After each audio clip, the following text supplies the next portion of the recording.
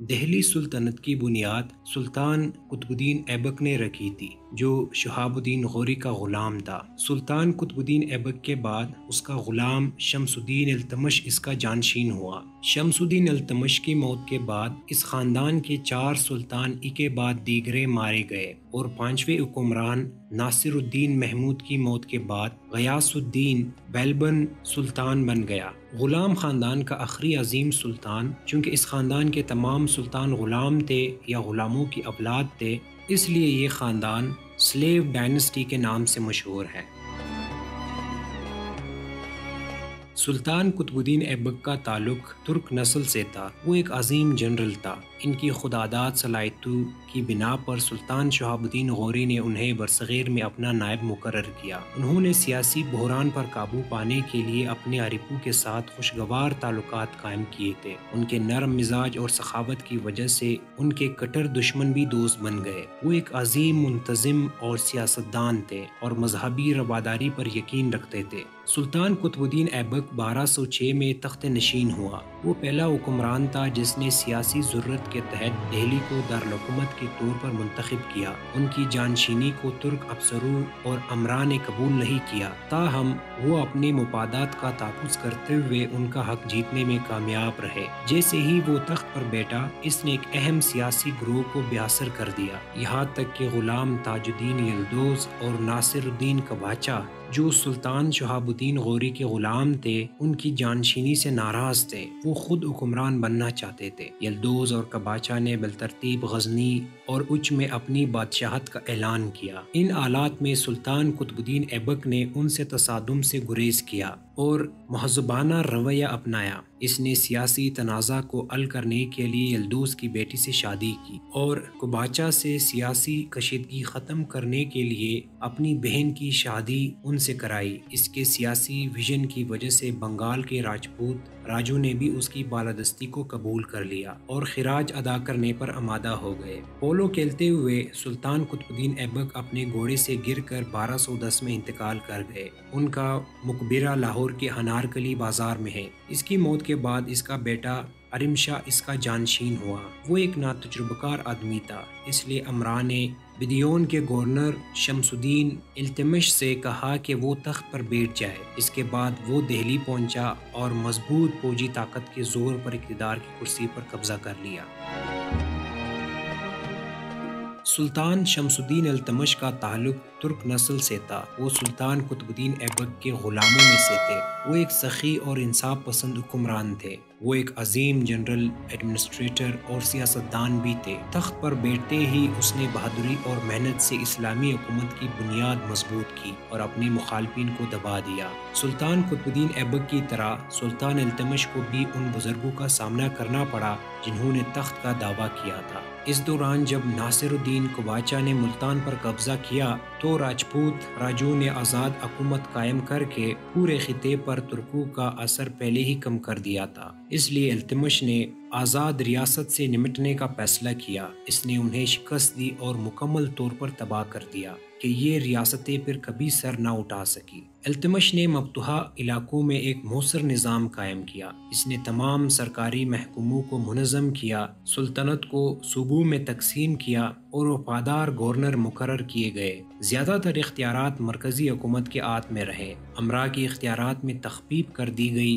تاکہ بغاوت کا خطرہ ٹل سکے۔ اس نے پہلے اسلامی سکہ جاری کیا اور اس پر بغداد کے خلیفہ اور سلطان کے لقب ناصر امیر المومنین کا نام کندہ کیا۔ ایک چاندی کا سکہ بھی جاری کیا گیا جو طویل عرصے تک استعمال میں رہا۔ سلطان التمش کا انتقال 1236 میں ہوا۔ اس کی وفات کے بعد اس کا بیٹا رکن الدین فیروز شاہ اس کا جانشین ہوا۔ اس نے 7 مہینے حکومت کی۔ بعد میں رئیسوں نے فیروز شاہ کو قتل کروا کر حکومت رضیہ سلطانہ کے حوالے کر دی۔ رضیہ سلطانہ التمش کی بیٹی تھی۔ وہ ایک بہادر اور دلیر خاتون تھی۔ وہ فوجی عملوں کے دوران فوج کی قیادت کرتی تھی۔ وہ ایک باصلاحیت اور قابل خاتون تھی۔ جیسے ہی رضیہ سلطانہ تخت پر بیٹھی، اس نے بغاوت کا سامنا کیا۔ بہت رئیس عورت کے ماتحت خدمت کرنے کو تیار نہیں تھے، اس لیے سب نے متحد ہو کر اس کے خلاف بغاوت کی۔ اس بغاوت کو دباتے ہوئے اس نے اپنی سیاسی حکمت کا استعمال کیا۔ رضیہ سلطانہ نے حبشی غلام یاقوت کو ترک امراء پر ترجیح دیتے ہوئے اپنا خصوصی مشیر مقرر کیا اور ترک امراء کے خلاف غیر ترک رئیس کا ایک گروپ بنانے کی کوشش کی۔ ترک امراء کے لیے یہ ناقابل قبول تھا اور سب سے پہلے لاہور کے گورنر نے بغاوت کی۔ رضیہ سلطانہ نے فوری کارروائی کی اور اپنی افواج کو لاہور کی طرف بڑھایا، لیکن اس کے اپنے ترک فوجیوں نے بغاوت کر دی اور اسے گرفتار کر لیا گیا۔ باغیوں نے اسے ملک التونیا کے حوالے کر دیا۔ ترک رئیسوں نے ملک التونیا کو اپنا امیر ماننے سے انکار کر دیا، چنانچہ اس نے رضیہ سلطانہ سے شادی کر لی۔ 1240 میں رضیہ سلطانہ نے اپنے شوہر کے ساتھ مل کر تخت دہلی دوبارہ حاصل کرنے کے لیے جنگ چھیڑی، لیکن اسے شکست ہوئی اور قتل کر دیا گیا۔ رضیہ سلطانہ کے بعد اس کا بھائی بہرام شاہ 1240 سے 1242 تک حکمران رہا۔ 1242 عیسوی میں علاء الدین مسعود تخت نشین ہوئے، لیکن انہوں نے سیاسی امور سے غفلت برتی اور جنسی لذت میں مبتلا ہو گئے۔ اس لیے التمش کے چھوٹے بیٹے ناصر الدین محمود نے 1246 میں سلطنت سنبھالی۔ سلطان ناصر الدین محمود کی جانشینی کے وقت ملک بحران اور انتشار کا شکار تھا۔ اس صورتحال سے فائدہ اٹھاتے ہوئے اپنے دوسرے کمانڈر غیاث الدین بلبین نے 1247 میں دریائے چناب کو عبور کیا اور کوکرو کو شکست دی، جو منگولوں کا ایک معاون قبیلہ تھا۔ بعد میں منگولوں نے جب اسے دریائے جہلم کے کنارے پر اچھی طرح سے لیس اور لڑائی کے لیے تیار دیکھا تو پیچھے ہٹ گئے۔ سلطان نے باغی راجپوت راجو کو سزا دینے کے لیے فوجی مہمات شروع کیے، جس کی وجہ سے نہ صرف امن بحال ہوا بلکہ دہلی حکومت کا اثر بھی ہوا۔ سلطان ناصر الدین محمود کا انتقال 1266 میں ہوا۔ اس قسم کے سلطان کی وفات کے بعد امراء نے متفقہ طور پر غیاث الدین بلبین کو اپنا حکمران تسلیم کیا۔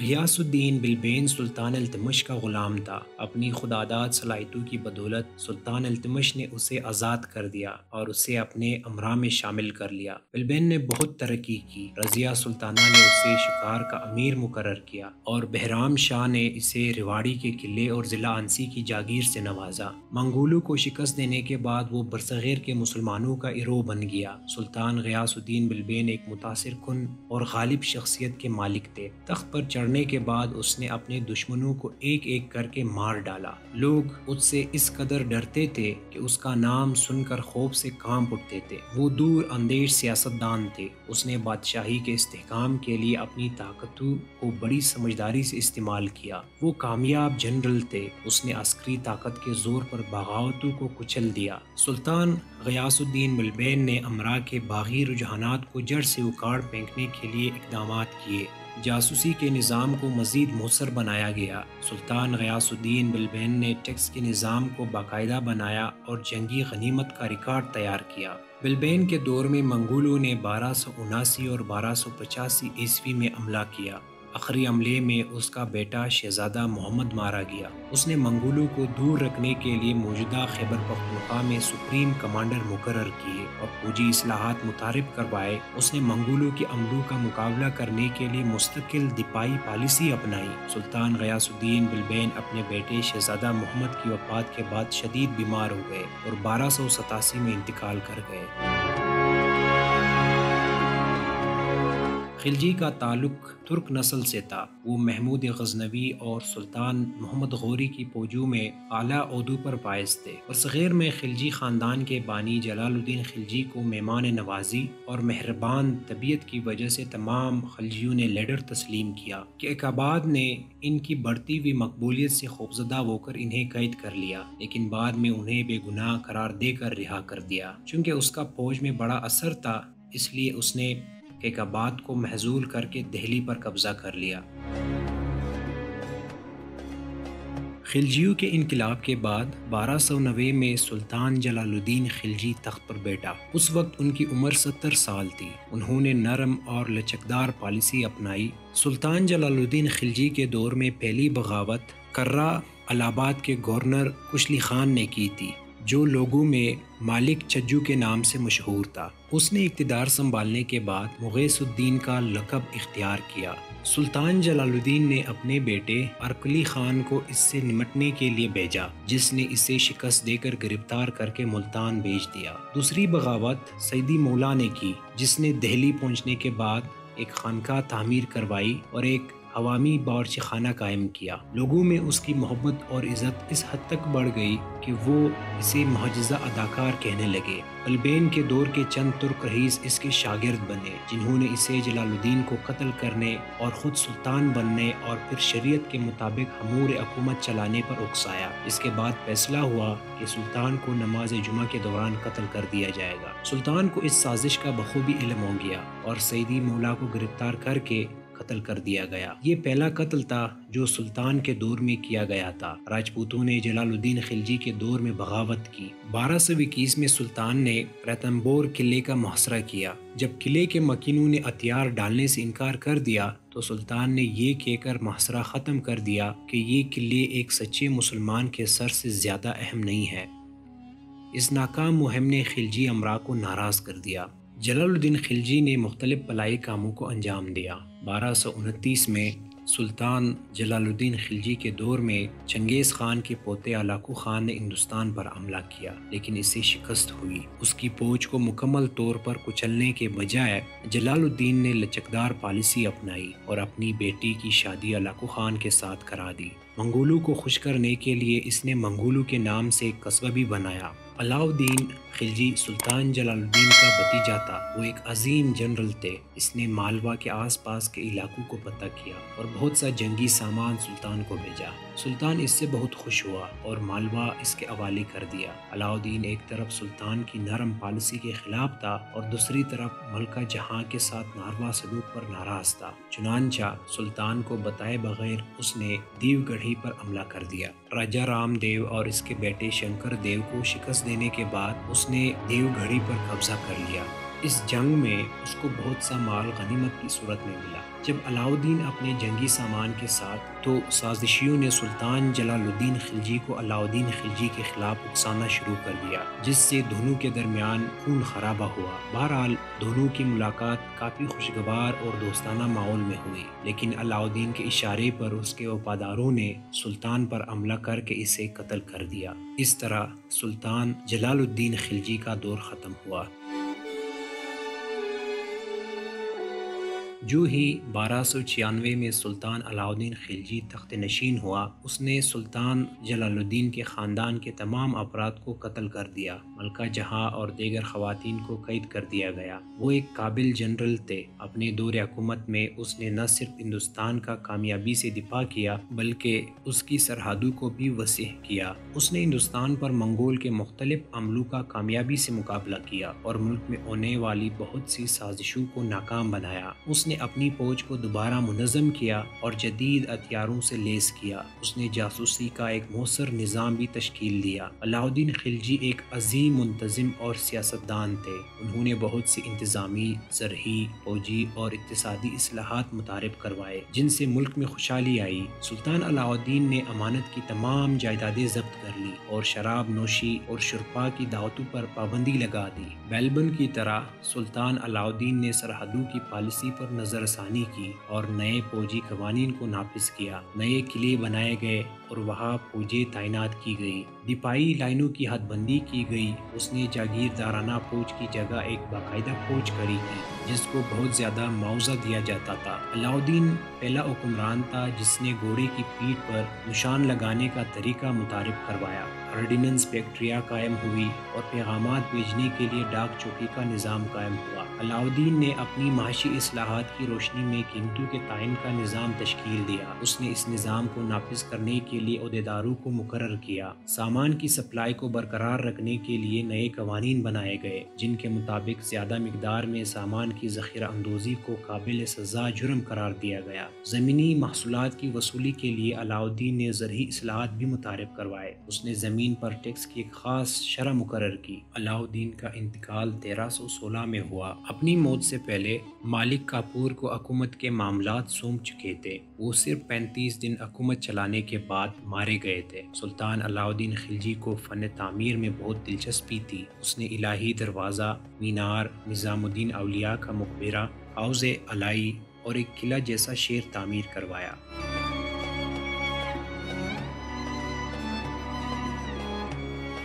علاؤ الدین کے بیٹے مالک کافور کی موت کے بعد مبارک شاہ نے اقتدار کی کرسی سنبھالی۔ بے حیائی اور نااہلی نے اس کی حکمرانی کو نشان زد کیا۔ اس نے حسن کو، جو بظاہر ایک مسلمان تھا، کو اپنا وزیر اعظم مقرر کیا اور اسے خسرو خان کا خطاب دیا۔ خسرو خان نے مبارک شاہ کو قتل کر کے تخت چھین لیا۔ اس طرح خلجی خاندان کی 30 سالہ حکومت کا خاتمہ ہوا۔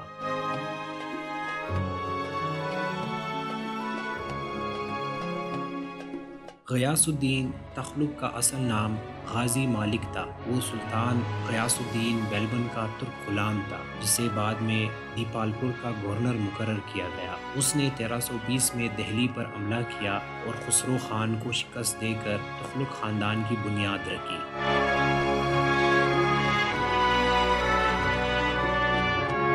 تخت پر بیٹھنے کے بعد سلطان غیاث الدین تغلق نے بادشاہی کے وقار کو بحال کرنے کے لیے سخت اقدامات کیے۔ وہ امراء کا اعتماد حاصل کرنے، بدکاری سے چھٹکارا پانے اور غیر قانونی دولت کی وصولی میں کامیاب ہوا۔ اس کے نتیجے میں امن و امان بحال ہوا اور خزانہ بھر گیا۔ اس نے غیر ضروری ٹیکس واپس لے لیا۔ انہوں نے سخت فوجی قوانین کو نافذ کر کے فوج کے صفوں میں نظم و ضبط برقرار رکھنے میں کامیابی حاصل کی۔ اس نے سپاہیوں کے اٹھنے بیٹھنے اور گھوڑوں کو نشان زد کرنے کا طریقہ بہتر بنایا۔ سلطان غیاث الدین کے دور حکومت میں ورنگال اور تلنگانہ کے حکمرانوں کو زیر کر لیا گیا اور ان کی ریاستوں کو سلطنت دہلی میں شامل کر لیا گیا۔ مشرقی بنگال کو سلطنت دہلی کے تحت لایا گیا۔ بنگال کی کامیاب مہم کے بعد اس کے بیٹے جونا خان نے تغلق آباد میں لکڑی کا ایک محل تعمیر کرایا۔ اس کے لیے اعزاز کے نشان کے طور پر محل میں اپنے قیام کے دوران ہاتھیوں کی لڑائی کی وجہ سے محل منہدم ہو گیا اور سلطان تغلق اپنے ساتھیوں سمیت لکڑی کے تختوں کے نیچے گر کر ہلاک ہو گیا۔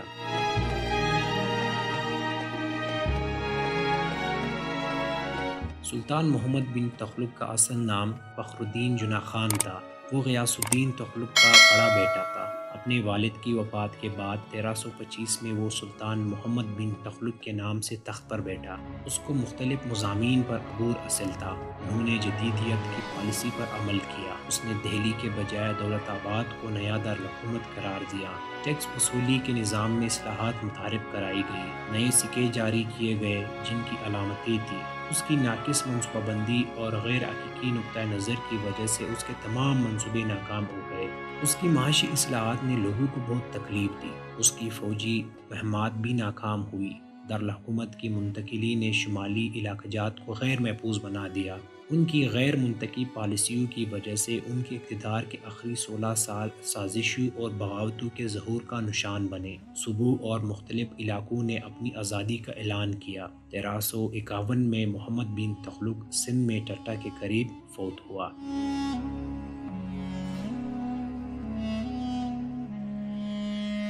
فیروز شاہ تغلق غیاث الدین تغلق کے چھوٹے بھائی کا بیٹا تھا۔ اپنے والد کی وفات کے بعد ان کی پرورش غیاث الدین تغلق کے ہاں ہوئی۔ اپنے والد محمد بن تغلق کی وفات کے بعد وہ 1351 میں تخت نشین ہوا۔ ان کے دور حکومت میں معاشی اصلاحات نافذ کی گئی اور عوامی بہبود کے منصوبے مکمل ہوئے۔ فیروز شاہ کے دور حکومت کے پہلے 20 سالوں میں امن اور سیاسی استحکام رہا، جبکہ اگلے 17 سالوں میں پوری سلطنت میں افراتفری اور انارکی پھیل گئی اور بالآخر تغلق خاندان اپنی طاقت کھو بیٹھا۔ فیروز شاہ نے ان تمام ٹیکسوں کو ختم کر دیا جو محمد بن تغلق کے دور میں لگائے گئے تھے۔ ان ٹیکسوں نے معیشت کو بہت نقصان پہنچایا۔ اس نے ٹیکس کی شرح کم کر دی، خلاف شریعت تمام ٹیکسز ختم کر دیے گئے، ضبط شدہ زمینیں ان کے مالکان کو واپس کر دی گئی، اس نے سرکاری زمینیں فوجی افسروں اور امراء میں تقسیم کر دی۔ سلطان فیروز شاہ تغلق نے 2 طرح کی فوجیں اٹھائی اور فوجی اصلاحات متعارف کروائے۔ انہوں نے فوجی عہدوں کو وراثت قرار دیا اور فوجیوں کے خاندانوں کو سرکاری ٹیکسوں سے مستثنیٰ قرار دیا۔ انہوں نے قرآن و سنت کی تعلیمات کی روشنی میں عدالتی نظام کو بہتر کیا۔ صنعت کے فروغ کے لیے مختلف قسم کے کارخانے لگائے گئے۔ فیروز شاہ تغلق نے دہلی کے قریب ایک نیا دارالحکومت فیروز آباد تعمیر کیا۔ اس نے تغلق شاہ کو اپنا جانشین مقرر کیا۔ فیروز شاہ کا انتقال 1388 میں ہوا۔ اس وقت ان کی عمر تقریباً 83 سال تھی۔ فیروز کی موت کے بعد سلطنت انتشار کا شکار ہوا اور اس صورتحال سے فائدہ اٹھاتے ہوئے امیر تیمور نے برصغیر پر حملہ کر دیا اور اس کے ساتھ ہی تغلق خاندان کا زوال شروع ہو گیا۔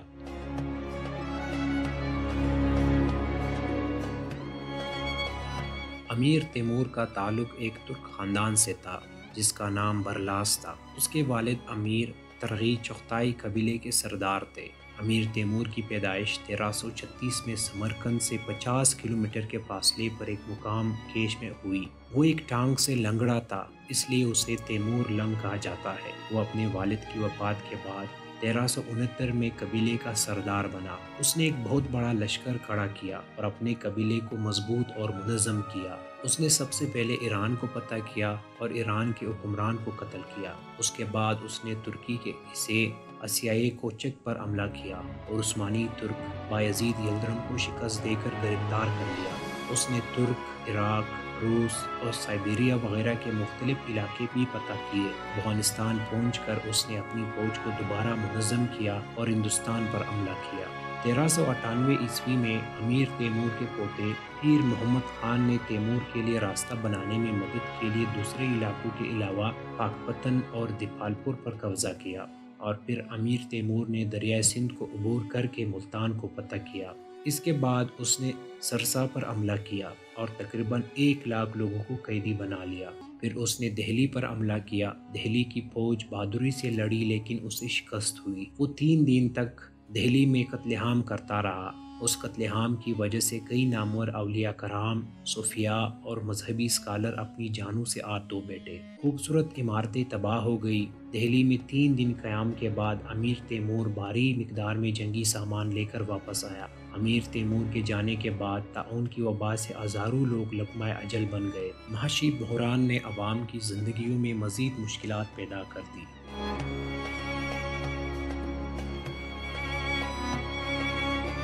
واپسی کے دوران امیر تیمور نے ملتان اور دیپالپور میں سید خضر خان کو اپنا نائب مقرر کیا۔ سید خضر خان تمام فوجی مہمات میں امیر تیمور کے مشیر رہے۔ سید خضر خان نے برصغیر میں سید خاندان کی بنیاد رکھی۔ اس کا دور حکومت 1414 سے 1421 عیسوی تک رہا۔ ان کے بعد سید مبارک شاہ نے 1421 سے 1434 تک، سید محمد شاہ نے 1434 سے 1445 تک اور سید علیم شاہ نے 1445 سے 1451 تک حکومت کی۔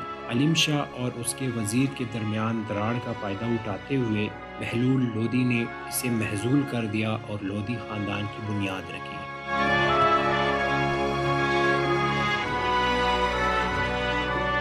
سادات خاندان کے خاتمے کے بعد لودھی خاندان اقتدار میں آیا۔ یہ خاندان ہندوستان کے شمالی علاقوں میں آباد تھا۔ وہ بنیادی طور پر تاجر تھے لیکن برصغیر کی فوج میں بھی خدمات انجام دیے۔ بہلول لودھی اس خاندان کا بانی تھا۔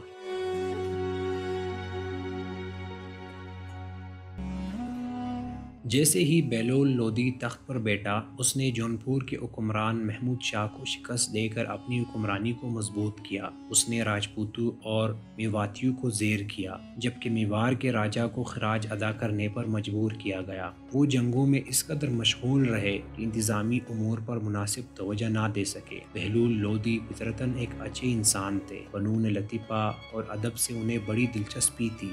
اس کا انتقال 1489 میں ہوا۔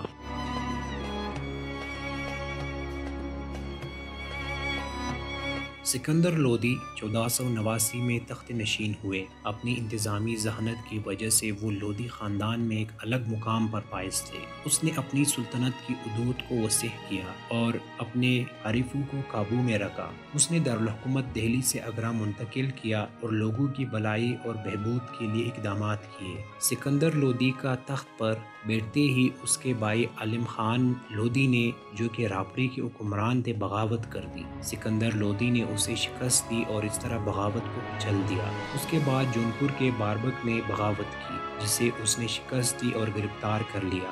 بعد میں اسے معاف کر دیا گیا اور گورنر کے طور پر بحال کر دیا گیا۔ فوجی مہمات کی تکمیل کے بعد اس نے امراء کی بغاوتوں کو کچل دیا اور اپنی سلطنت کو وسعت دی۔ اس کے بعد اس نے اپنا دارالحکومت آگرہ منتقل کر دیا تاکہ ریاستوں کے گورنروں پر اپنا کنٹرول برقرار رکھا جا سکے۔ بادشاہت کے ادارے کے وقار کو بحال کرنے اور انصاف کی فراہمی کے لیے سکندر لودھی نے مختلف اصول و ضوابط نافذ کیے تھے۔ اس نے جاسوسی کا نظام قائم کیا۔ اس نے مذہبی پالیسی بھی نافذ کی۔ 1505 میں آگرہ میں آنے والے زلزلے نے کئی عمارتیں تباہ کر دی۔ سکندر لودھی نے ان عمارتوں کی تعمیر نو کا کام شروع کیا۔ اس طرح شہر ایک خوبصورت دارالحکومت میں بدل گیا۔ سلطان سکندر لودھی کا انتقال 1517 میں ہوا۔